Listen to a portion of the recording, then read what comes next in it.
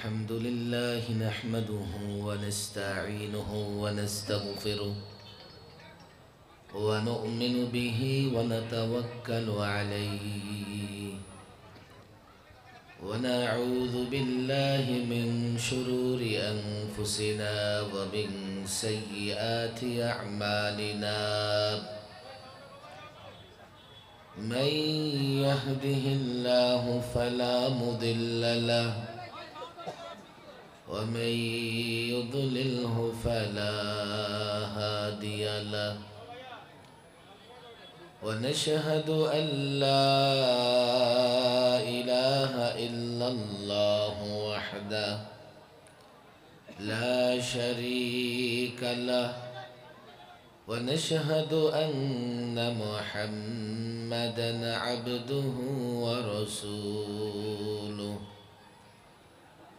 أما بعد فأعوذ بالله من الشيطان الرجيم بسم الله الرحمن الرحيم يا أيها الذين آمنوا أطيعوا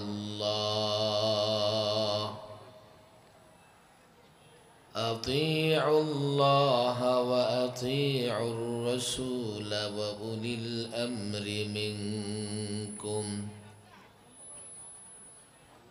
فإن تنازعتم في شيء فردوه إلى الله والرسول إن كنتم تؤمنون بالله واليوم الآخر ذلك خير وأحسن تأويلا صدق الله مولانا العظيم وصدق رسوله النبي الكريم ونحن على ذلك من الشاهدين والشاكرين والحمد لله رب العالمين اللهم صل على محمد وعلى آل محمد كما صليت على إبراهيم وعلى آل إبراهيم إنك حميد مجيد اللهم بارك على محمد وعلى آل محمد كما باركت على إبراهيم وعلى آل إبراهيم إنك حميد مجيد কালিয়ারটেক ওলামা ও সচেতন যুব সংঘের উদ্যোগে আয়োজিত আজকের এই ওয়াজ মাহফিলের মোহতারাম সভাপতি প্রধান অতিথি আমন্ত্রিত ওলামায়ে কেরাম ছাত্র ভাইয়েরা যুবক ভাইয়েরা এবং দিন প্রিয় ইসলাম প্রিয় তাওহীদি জনতা কালিয়ারটেক এই এলাকাটা সম্ভবত সেক্টরের বাহিরে সেক্টর সংলগ্ন না হলে উত্তরার তো টোটাল উত্তরাটাকেই নানা সেক্টরে ভাগ করা হয়েছে আর এই এলাকাটাকে বলা হচ্ছে কালিয়ারটেক তুরাগ থানা মাশাআল্লাহ আর আমরা এই যে ভেতর দিয়ে আসছি এটা সম্ভবত সর্বশেষ সেক্টর 10 নম্বর সেক্টর যাই হোক সেক্টরের পরিবেশ আর সেক্টরের বাইরের পরিবেশের মধ্যে অনেক পার্থক্য আছে এরা সেক্টরগুলোর ভেতর দিয়ে হাঁটলে বা যাতায়াত করলেই বোঝা যায় আমি যখন আসছিলাম, এই যে যুবকরা মোটর সাইকেলে করে স্লোগান দিতে দিতে আমাকে এগিয়ে নিয়ে আসছিল, তখন দেখলাম বিভিন্ন বিল্ডিং থেকে লোকেরা তড়িঘড়ি করে বের হয়ে এসে নতুন কি যেন দেখতেছে। তাতে বোঝা গেল ওরা এই স্লোগানের সঙ্গে পরিচিত নয়, কিংবা এই ধরনের সিচুয়েশনে তারা অভ্যস্ত নয়। ওনারা ধনী মানুষ, ওনারা সম্পদশালী বড় লোক, ওনারা বিশাল ফ্ল্যাটে থাকেন, অ্যাপার্টমেন্টে থাকেন। আসছিলাম আর ভাবছিলাম এই লোকদের কাছেও ইসলাম পৌঁছানোর দরকার আছে, আছে না নাই?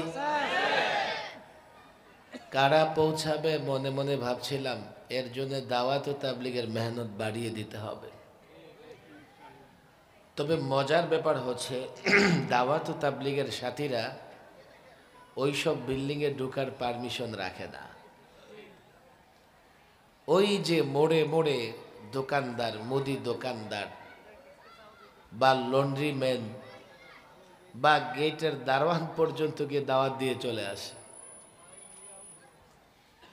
তবে আমাকে মাওলানা বলছিলেন, প্রফেসর হামিদুর রহমান সাহেব, হাফিজ হুজুর রহিমাহুল্লাহর একজন শাগরেদ শিষ্য, তিনি এই এলাকায় এই উঁচু তালার লোকদের পেছনে মেহনত করেছেন এবং তার মেহনতের একটা প্রভাব মাঝে মধ্যেই দেখা যায়।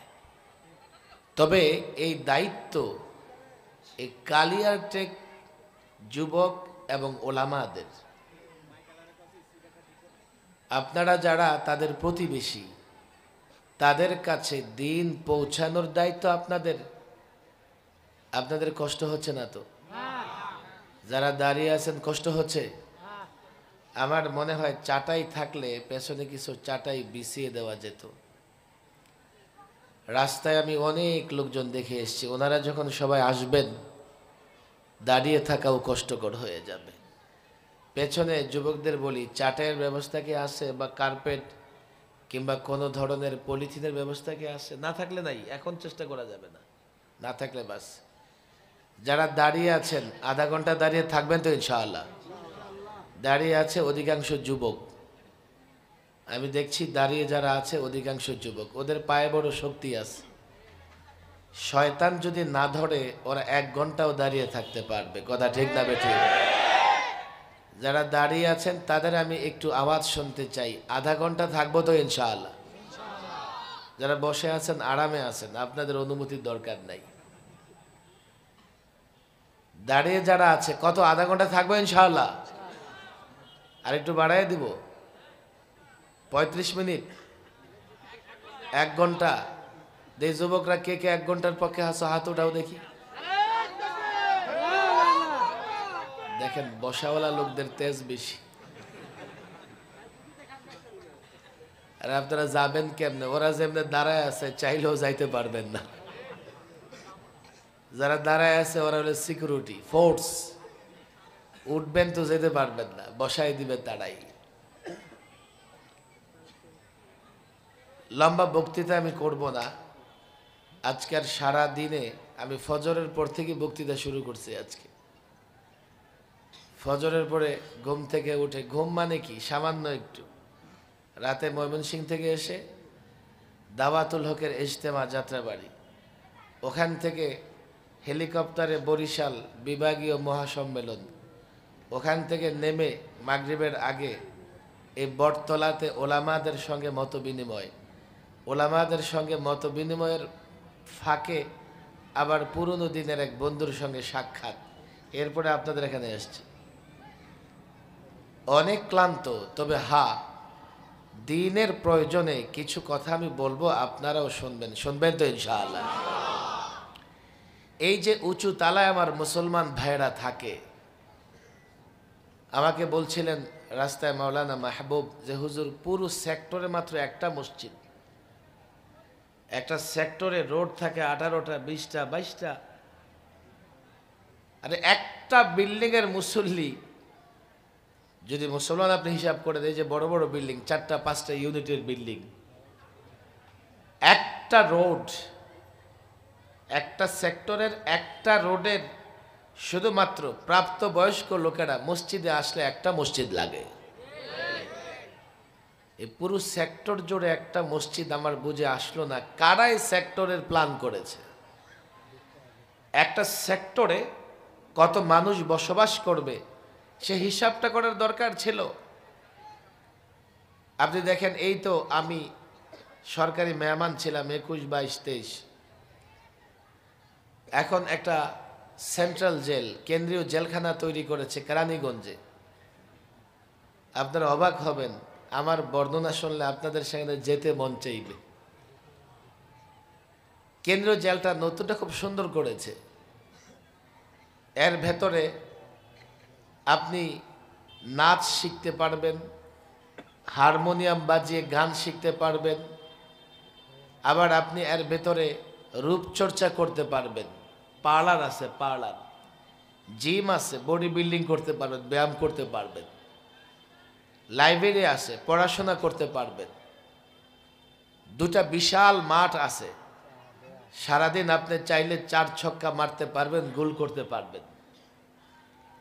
কিন্তু আফসোসের বিষয় হচ্ছে ভেতরে একটা মসজিদ নাই। পুরনো কেন্দ্রীয় কারাগারে একটা টিন সেট মসজিদ ছিল, সেখানে নিয়মিত অন্তত জোহরের পরে তালিম হইতো। কে ডিজাইন করেছে এই কেন্দ্রীয় কারাগার নতুনটা আল্লাহ ভালো জানে। তবে সে আর যাই হোক, তার ভেতরে ইসলাম নাই এটা অনুমান করা যায়। কারাগারের ফটকে লেখা থাকে কি জানো? কি লেখা থাকে? রাখিব নিরাপদ, দেখাবো আলোর পথ। মেইন ফটকে বিশাল করে লেখা থাকে, রাখিব নিরাপদ, দেখাবো আলোর পথ। নিরাপদ রাখে, কেমন নিরাপদ জানেন? গাঞ্জাখোরদের জন্য কারাগার সবচাইতে নিরাপদ জায়গা। বাহিরে যদি সে গাঁজা খায়, ইয়াবা খায়, ফেন্সিডিল খায়, পুলিশ ধরবে। কিংবা দেখা যাবে এই কালিয়াটেক যুবকরা মাহফিল যারা করে, রাস্তার পাশে গাঁজা খাইতে দেখলে দৌড়ে দৌড়ে থাপ্পড়ও মেরে দিতে পারে।